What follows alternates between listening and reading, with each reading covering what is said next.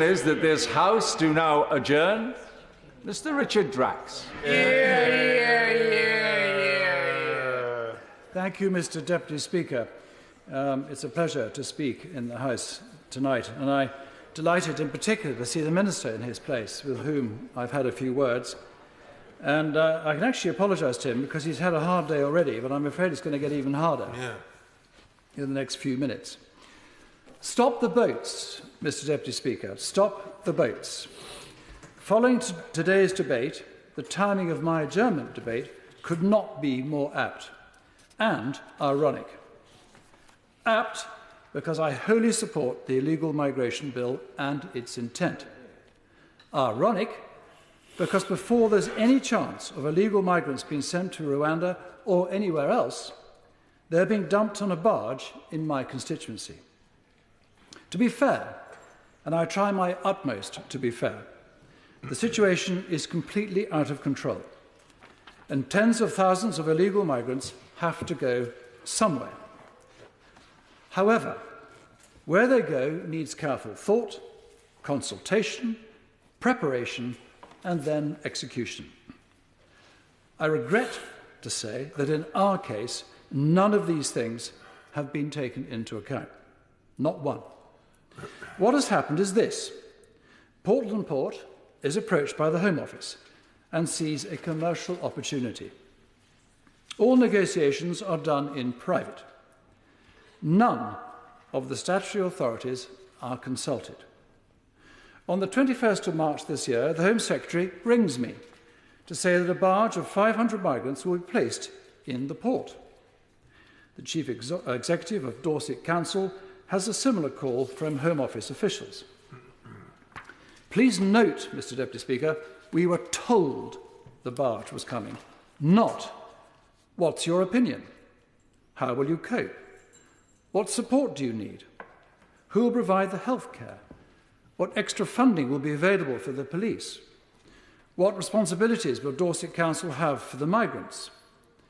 What appreciation has been done to consider the effect such an influx of young men might have on a sensitive seaside resort? I could go on and on and on. Instead, this contentious plan was imposed on us, with the Home Office now desperately claiming they've consulted widely. True. Realising they've gone about this in the wrong way, they are now calling Dorset Council, the health authorities and the police, but after the decision was made. None of these organisations support the plan, and they've made that very clear repeatedly to Home Office officials, as I have to the Minister and to the Home Secretary. At the first multi-agency meeting, Dorset Council stated its clear position that it was opposed to the proposal, as did health representatives, who raised concerns with Home Office officials about the risk of an outbreak of infection on the barge, the likely and possibility of severe mental health issues, including PTSD, that some of these young men might have. They just do not have the resources to cope. And any effort now by ministers to suggest that these organisations are supportive and helpful is not correct. Dorset Council and statutory organisations are polite and professional, constantly challenging the Home Office for more information, which is frequently not forthcoming. Let me ask the Minister a question. Who are these migrants? Where are they from? Can he guarantee that they have not committed any crime? Robbery, rape, assault, whatever. I'd be most grateful when he sums up that he can guarantee that none of the 506 young men coming to us have committed a crime. I've now received the first answer to many written questions I'm submitting to the Home Secretary. I asked how long individual migrants would stay on the barge. Did they have to be on the barge overnight? Would there be a curfew? And what happened if they did not return? This is the reply I received, and I quote, "The site is self-contained.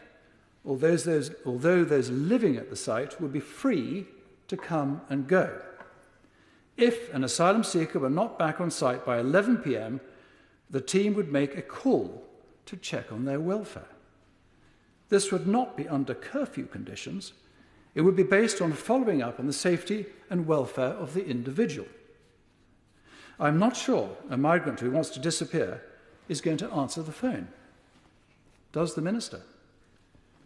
Were they accommodated in a hotel, as many are now, I can see that an 11 p.m. deadline might just work. But this barge is located in a heavily restricted port. The only way out and back in is via one checkpoint on a bus. So, how many migrants will be allowed out of the port at any one time, there being only one bus? Where will they be dropped, in Dorset or anywhere else? Who will monitor them? How much money will they have? In the summer, the beaches will be packed with families and young people. Have the cultural differences been taken into account? What happens to the hundreds of other migrants still stuck on the barge? How long before there's trouble on the barge? And on the barge itself, can the minister confirm tonight that it is actually designed to accommodate 222 people? If so, as we believe is the case, how will it house 506 people? That must mean doubling up in the rooms, but that still leaves 62 people without one. Surely this overcrowding only increases the risk of a disturbance. And is it realistic to expect 500 young men to meekly return to their quasi-prison, and that's what it will be, at 11 p.m? Worryingly, both the Police and Crime Commissioner and my honourable friend, the member for West Dorset, who's here tonight, and me, were told by Home Office officials that it was in the migrants' interest to behave, as it would help their asylum applications. So, come to the UK illegally, be a good boy, and you can stay. I hope I'm not being cynical, but that's certainly how it came across. That's going to really deter those wishing to come here. We also heard from the minister's officials they were considering private healthcare for these migrants. When my constituents struggle to actually see a doctor and hunt for a dentist, I'm not sure they will understand why those who have come here illegally should have preference. Although the port is no longer a naval base, it is still home to RFAs and accommodates visits from HM ships and nuclear submarines. So I asked the Minister, to what extent has the MOD been consulted on the impact of this barge, including on emergency planning arrangements under radiological protection legislation, evacuation measures, and site security? And on a similar vein, where is the Home Office risk assessment that I assume the Minister and his team have completed? If so, where is it? Now, the police, who do not support the barge either, have calculated that enhanced community policing will cost about £700,000 a year. Who will meet this cost? Dorset Police already struggles financially, it being the second worst funded force in the country. As our PCC, David Sidgwick, said in a letter to the Policing Minister, and I quote, "It is disappointing that there was an absence of community or stakeholder consultation prior to the site proposal being launched, and I note the impact upon public trust and confidence resulting from that omission."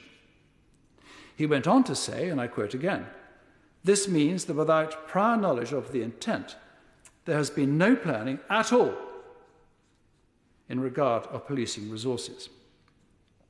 As the Minister well knows, Weymouth is a sensitive, family-based seaside resort. Hoteliers, B&Bs and other small coastal businesses rely almost entirely on the summer for their revenue. As far as I know, no thought, or certainly no evidence of it, has been given to the impact this large influx of migrants might have on them.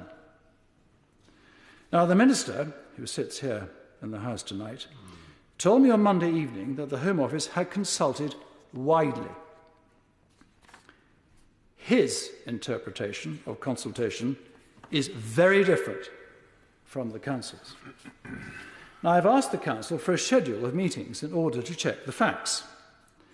As I've said, the Council and I were first told about the barge and that it was coming on the 21st of March. On the 27th, the Chief Executive of Dorset Council, Chief Executive of Portland Port, and Home Office officials had their first initial conversation about the proposal. This was 10 days after the Port's board gave the project the green light. At the first multi-agency meeting on the 29th of March, Dorset Council stated very clearly it opposed the plan, as I've already said. Since then, there's been about 10 virtual meetings of one kind or another. In response to all these meetings, Dorset Council said to me, and I quote, "As with all these meetings, our attendance is in the main to seek to gain answers to questions that to date have either not been answered or have not been answered with enough details to be meaningful. Our attendance should not be characterised as taking a supportive position, but one of inquiry to gain facts." What is clear, Mr. Deputy Speaker, is that the Home Office had made its decision before consulting with anyone other than the Port. Now, bombarded by questions it cannot answer and opposed by all the statutory bodies, the Home Office is trying to smooth troubled waters. Regrettably, diplomacy is not the Home Office's strong point, and a lot of goodwill has been squandered.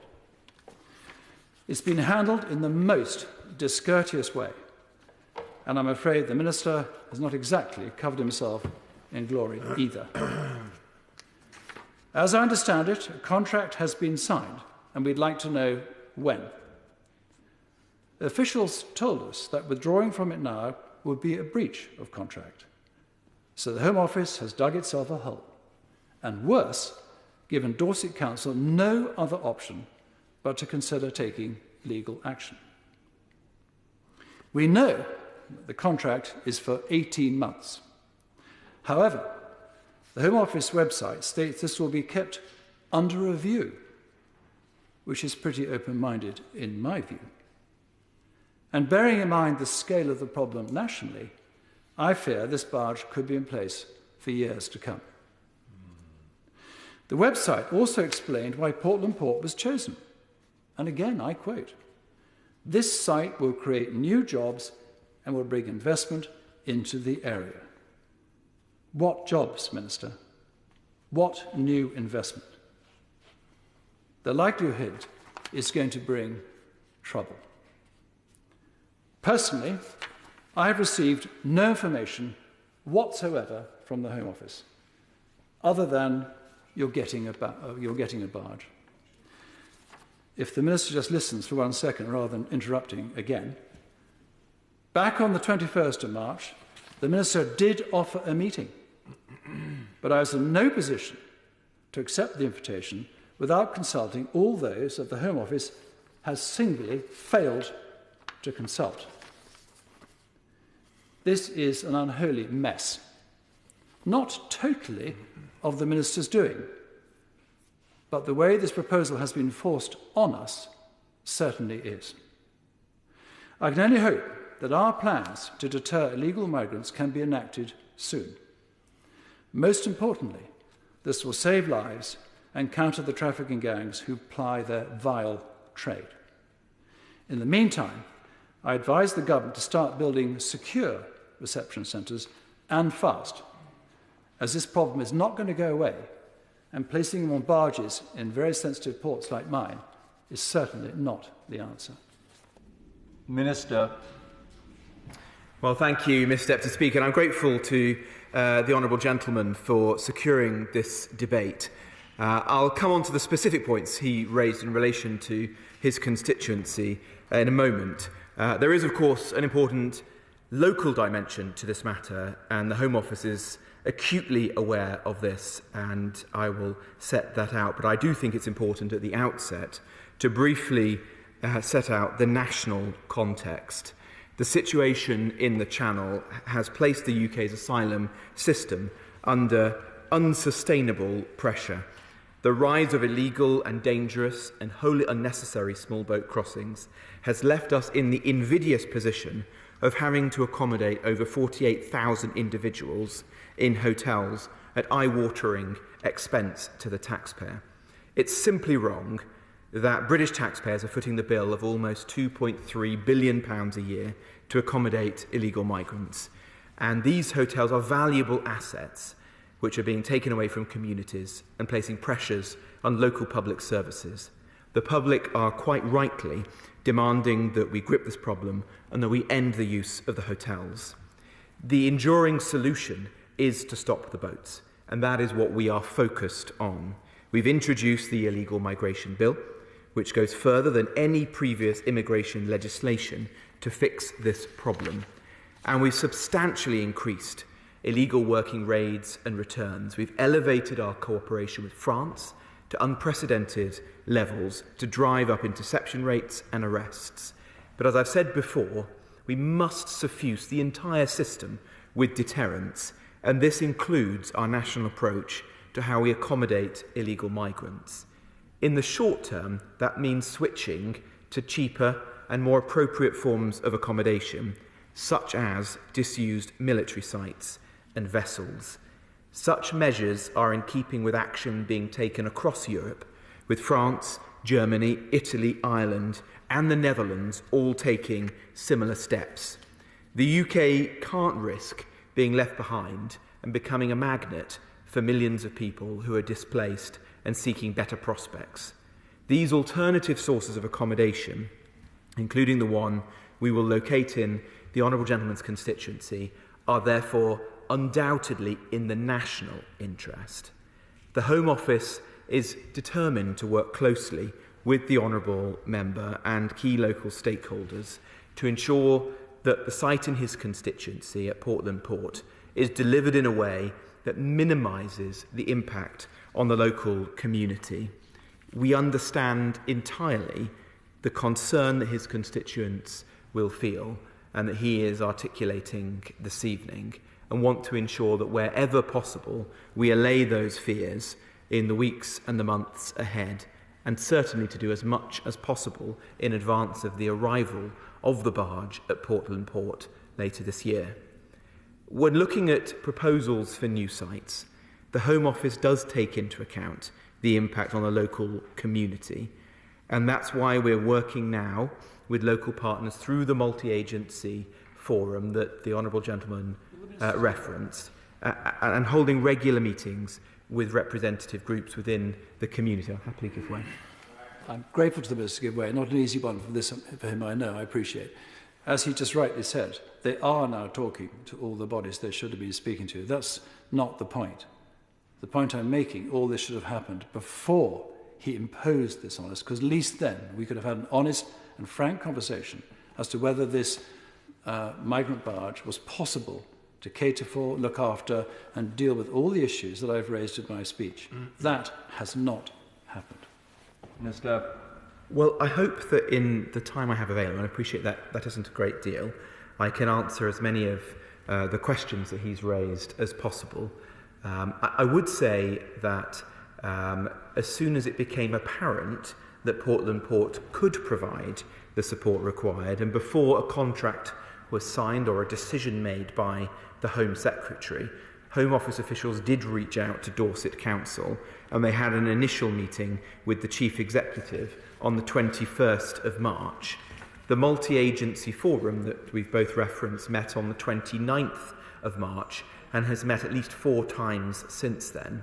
These forums are a way to bring together the public and community agencies, including the NHS, the police, emergency services, alongside elected officials like town councillors and residents' groups, We at the Home Office certainly will do everything we can to ensure that process is as successful and as constructive as possible, accepting that many of those stakeholders and indeed residents will come to those meetings from a position of either strong opposition or preference that we were not proceeding in the first place. I'm grateful to Mr. Gibbs. The reason they object, Minister, is simply because we don't have the resources to cope with this. You are putting a potential landmine into a highly restricted port with young men trapped in a barge for many hours a day, with a few being let off God knows where.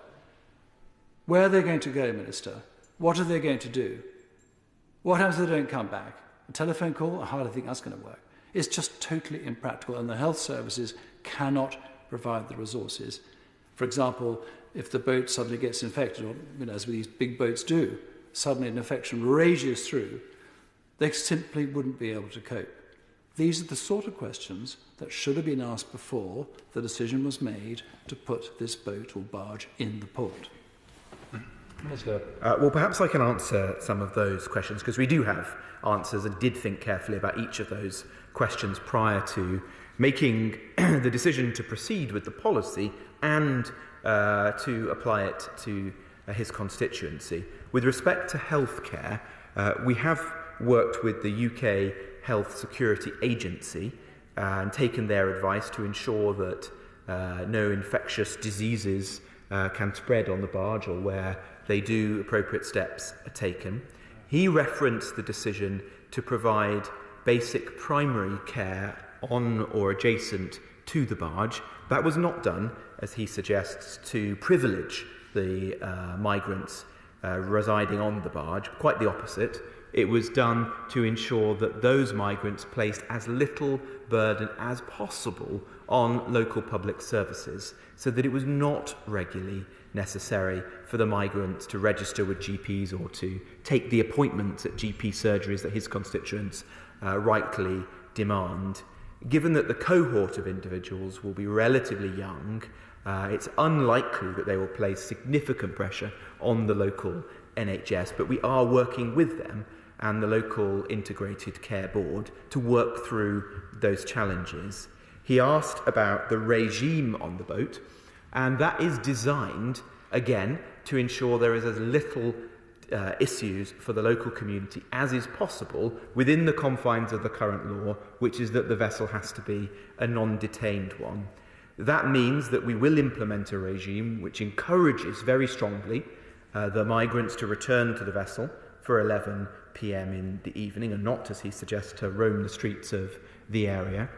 That there will be a secure cordon around the vessel, which again discourages people from walking into the community. That there will be a bus that takes the migrants to agreed places where they might spend some free time or go to a shop, again to discourage them from making journeys throughout the community and to carefully control their movements as far as one can within the limits of the law.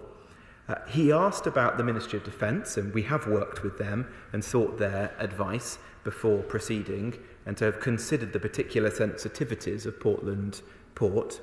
He asked about the police. We do want to work closely with them, and we have made clear that we'll provide a special grant to Dorset Police that will cover the additional burden that this special national endeavour has upon their very limited resources, because obviously we want to ensure that the local community is reassured as much as is possible, and that means that there will be extra neighbourhood policing and further support for the police, which is not coming out of the coffers of the local constabulary. With respect to Dorset Council, again, we've offered significant funding to them. They will receive at least £3,000 per asylum seeker residing on the vessel per year, which will enable them to provide extra resources and personnel to manage the project, albeit that we won't be placing many burdens upon them as the vessel will be managed by the Home Office and its suppliers, and wherever possible we will pay for the services that are required for those individuals. And so a significant proportion of that funding, which as I say will run to millions of pounds, will be available to Dorset Council for whatever it wishes, and one would hope that they will choose to devote the lion's share of that to the needs and desires of the immediate population who are going to be most affected by this project. Be pleased to. I'm very grateful, John. Could the Minister just confirm that this Stockholm Biddy, I guess what it's called, it's designed for 222, that's what it says on the internet, it's going to have 506. How is the barge going to be refurbished to accommodate these young men, and how many rooms will be in 4s or 6s or 2s to accommodate this huge number? Well, I'm not sure of the reference to which he's referring, but we won't be putting more migrants on the vessel than it is safe and appropriate to do. I do know that barges of this kind can either accommodate one individual per room or 2 in many cases, and so that may be the explanation that in some circumstances those organisations making use of this barge, such as construction companies, offshore oil and gas businesses, might choose to put one individual per room, but the barge itself can comfortably accommodate 2 or more. We will obviously abide by the relevant laws in this space to ensure that the migrants are properly accommodated, but also, to his point, as importantly, that we minimise the potential for there to be disturbances on the boat which will impact his constituents, the local police and community. In each of the actions that we're taking, though he may not appreciate this, the choices that we're making are guided by how we can reduce the impact of this barge on the local community. And if he or the stakeholders with whom we're engaging can think of further steps that we can take, we will obviously consider those and try to ensure that we do them wherever possible, unless there's a very good reason not to. I'm pleased to give way. I'm very grateful to my right honourable friend for giving way. He will know that my neighbouring constituency of West Dorset is in many ways, although not entirely, equally affected, as indeed it is the constituency of my honourable friend and neighbour for South Dorset. I've been grateful of the brief dialogue that we've had, or I've had, with civil servants previously, a couple of weeks ago. But on these points he's outlining, I am very keen to understand the risk assessments that have taken place in order to inform these points of which he's making. I've been asking for those for a couple of weeks, and I'd be grateful if he might confirm when indeed they would be available and presented to both my honourable friend and neighbour for South Dorset and myself. Well, I know that the honourable gentleman met with my officials in the department, and I apologise I wasn't able to meet with them at the same time because I was attending a COBRA meeting with respect to the Border Force presence in Sudan this week. But I think we are meeting again soon, so that both myself and officials can discuss those points with him. We have considered the challenges and would be pleased to answer as many questions as we can. I see that there's only a very short period left, so if I draw my remarks to a close by saying that we all appreciate that whilst this policy is undoubtedly in the national interest, it has a particularly serious impact upon the community which the honourable gentleman represent. Myself, the Home Secretary, the government stand ready to work with them to make this policy as successful as possible, to listen to the views of their constituents and to mitigate the negatives as far as possible. He has our assurance that we will also, of course, do everything we can to stop the boats and to stop this problem at source. The question is that this House do now adjourn. May I let me say aye? Aye. Contrary, no. I think the ayes